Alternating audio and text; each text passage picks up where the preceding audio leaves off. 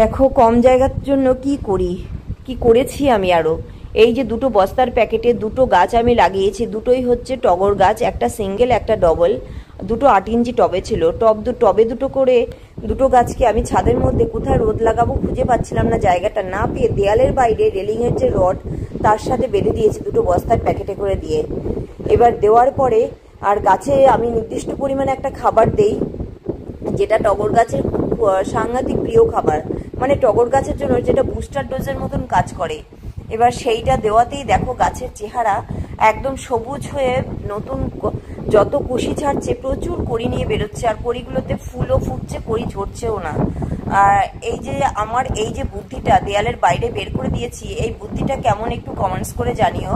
আর সেই ওই যে খাবারটার কথা বললাম, আমি যে বুস্টার ডোজের কথা বলছি টগর গাছের, সেটা হচ্ছে খোল জল। টগর গাছ নাইট্রোজেনযুক্ত খাবার প্রচুর পছন্দ করে, খোল জলে প্রচুর নাইট্রোজেন থাকে।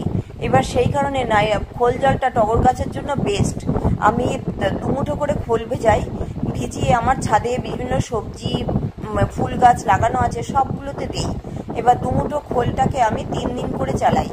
এই রেগুলার এই গাছগুলোতেই দিই, সব গাছে দেই না, দেই সবজি আর এই ফুল গাছ টগর জবা। এই যে দেখো 10 লিটারের বালতিতে পাতলা করে গুলি এবং সেইটা দিয়ে দিই। আর এই যে খোল জল দেই যে তার প্রমাণ আমি হাতে নাতে পেয়েছি, আমি সবজিতেও যেমন পাচ্ছি, আর এই যে টগর গাছের প্রমাণ তো তোমাদের হাতে নাতে আমি দেখাচ্ছি।